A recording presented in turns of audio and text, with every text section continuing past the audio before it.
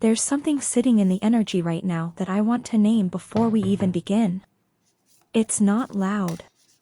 It's not dramatic. It's more like that feeling you get at the end of a long day when the house gets quiet and your mind finally stops performing, stops being okay, and something underneath just surfaces. A thought you've been avoiding. A fear that's been following you around like a shadow you pretend not to see. Some of you are carrying a very specific kind of weight right now. It's the weight of loving someone while quietly wondering whether that love is built on solid ground, or whether it's built on hope. On what you believe they could become. On what you've told yourself the relationship is, because the alternative is something you're not quite ready to face. And underneath all of that is something even more uncomfortable. A small, persistent whisper that says, what if they realize they made a mistake? What if one day they look at me, really look, and decide they chose wrong? That's what I'm feeling in this energy. And we're going to sit with it today. Honestly and gently. If you found this reading, I don't think that was an accident. The first thing that comes through, and it comes through strongly, is fear. Not surface-level anxiety. Something much older than that. This is fear that has roots. Fear that didn't start with this person, with this relationship. Some of you are carrying abandonment wounds that go back much further than your current situation, and what's happening now is activating them in a way that feels almost unbearable at times. Because here's what abandonment fear does that people don't always talk about: it doesn't wait for someone to actually leave. It starts rehearsing the departure long before it happens. It starts scanning for evidence. It starts reading into silences, into tone shifts, into the space between text messages. And the cruelest part is that the more you love someone, the louder that fear gets. Because the more you love them, the more you have to lose. Some of you are in a relationship right now where things look okay, on the surface. Maybe even good. But you are privately, quietly terrified. You've built this bond with someone, and part of you, the part that has been hurt before, the part that learned early that love doesn't always stay, is just waiting. Waiting for the moment it falls apart. Does that resonate with anyone? Because I'm feeling this so strongly right now. Someone who appears composed, who shows up, who gives a lot, but who internally is holding their breath. Like you're waiting for the other shoe to drop. Like some part of you genuinely believes you don't get to keep this. And here's what makes it even more complex: that belief doesn't come from nowhere. It usually comes from experience. From watching love leave. From being chosen and then unchosen. From learning, on some level, that your presence isn't always enough to make someone stay. So now you're here, in this connection, loving someone, and the fear has taken on a very specific shape. It sounds like one day they will realize this was a mistake. One day they will see something they didn't see before. And when that day comes, they will leave. That thought is exhausting to carry. I want you to know I can feel how tired some of you are from carrying it. There's more to this, though. And I want to go a little deeper because the energy isn't asking us to stay on the surface today. Something I'm picking up on, and this might be uncomfortable for some, is that the fear of being left isn't entirely disconnected from how you see yourself in this relationship. There's a voice. It's quiet, but it's persistent. And it says things like, I'm too much. Or, I'm not enough. Or sometimes both at the same time, which sounds contradictory but emotionally makes complete sense. Someone in this energy has been shrinking themselves. Quietly, incrementally. Not in a dramatic way, not all at once, but in the small daily ways that accumulate over time. Choosing not to say something because you don't want to be difficult. Adjusting your energy to match theirs. Holding back parts of yourself that you're afraid might be the parts that finally make them go. And the reason I'm naming this is because it connects directly to the deeper fear. If you believe that someone might one day realize they made a mistake by choosing you, then you start doing everything in your power to make sure they don't see the things that might confirm that. You start curating yourself. You start performing a version of you that you hope is lovable enough, easy enough, worthy enough. But here's what the energy is pointing to. That's not love. That's management. That's not connection. That's survival. And at some point, sometimes it takes years, sometimes it's faster, that performance becomes its own kind of prison. Have you noticed how exhausting it is to be in a relationship while also trying to be invisible? To be present while also being careful? To love openly while simultaneously protecting yourself from the very person you're loving? This is what I'm seeing for a significant portion of the people drawn to this reading today. Now, and this is where it gets interesting, I want to talk about the other person. Because this reading isn't just about you. There's a dual energy here, and it matters. Someone in this person's life is carrying their own weight. Their own questions. Their own unresolved things. And what I'm picking up on, slowly, as I sit with this, is that this person has been in a kind of internal fog. Not necessarily about whether they love you, but about themselves. About what they want. About whether they are fully showing up.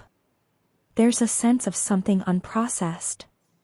A feeling like they made a choice, chose you, entered this, while carrying something unresolved inside themselves.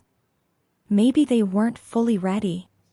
Maybe they said yes to you and a part of them still had questions they hadn't answered yet. Maybe the timing was off in a way that neither of you fully recognized at the time. And I want to be careful here because this isn't about blame. I don't feel malice in this energy. I don't feel cruelty. What I feel is something more like incompleteness. Like someone who entered a room before they'd finished something in the room they'd just left. Some of you know exactly what I mean. You've felt it. That sense that the person you're with is somehow not fully present, not because they don't care, but because there's something inside them still working itself out. And you've been waiting. Hoping that when they figure it out, they'll choose you more completely. That they'll arrive. The energy is asking me to be honest with you about this. That kind of waiting has a cost. And most of you have already been paying it. There's a moment I keep coming back to in this reading. A moment that feels significant. Almost like a turning point, either one that has already happened or one that is coming. It's the moment of realization. And I want to be precise about what I mean because realization can belong to either person here. For them, and I feel this building, there's something becoming unavoidable. Something they've been able to set aside, rationalize, move around, but it's becoming harder to ignore. Whether it's about the relationship itself, about their own choices, about what they truly want, something is clarifying for them. Slowly. Almost against their will. And for you, there's your own realization. Which might be the harder one to sit with. Some of you are beginning to sense, maybe you've been sensing it for a while, that you have given more than you have received in this connection. Not dramatically. Not in a way that anyone outside looking in would easily see.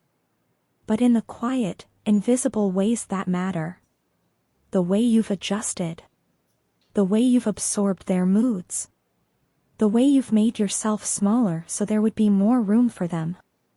And that realization, once it arrives, doesn't leave. This is interesting because, at first this energy looked like it was only about grief. About potential loss. But looking deeper, it feels more like an awakening. Like the beginning of someone understanding their own value in a way they hadn't been willing to fully claim before. Some of you are on the edge of that. Right at the border of a very important understanding about yourselves. Let me speak to the fear again because I don't want to move past it too quickly. The fear of abandonment isn't something you can just decide your way out of. I want to say that clearly because I think there's a version of spiritual advice that makes it sound simple. Just choose to trust, just let go of fear, just know your worth. And while all of those things are true in a certain sense, they don't honor how deep some of these wounds actually go. For some of you, the fear of being left goes back to moments you barely remember. A parent who was emotionally unavailable. A childhood where love felt conditional. A time early in your life when you learned that people you depend on can disappear, physically, emotionally, in 1,000 different ways. And your nervous system learned from that. Adapted. Became vigilant. So when you're in a relationship now and your system detects even the faintest signal of possible withdrawal, a shorter text, a distracted conversation, a change in energy, it responds as if the original wound is happening again. It floods you with fear. With urgency. With the need to fix, to hold on, to do something. You're not imagining the fear. The fear is real. But it's also layered. It's not just about this person. It's about everyone who left before them, and the part of you that concluded you must have been the reason. That part of you is wrong. But it believes itself completely. And that's what we're working through here. Something I want to say clearly, and I'm feeling this as a kind of gentle but firm energy, is that this reading is not predicting abandonment. I want to be very clear about that. Some of you came to this reading because the title reflected a fear you've been living with. And the cards are not here to confirm your worst fears. They're here to illuminate something. To show you what's happening beneath the surface so that something can shift.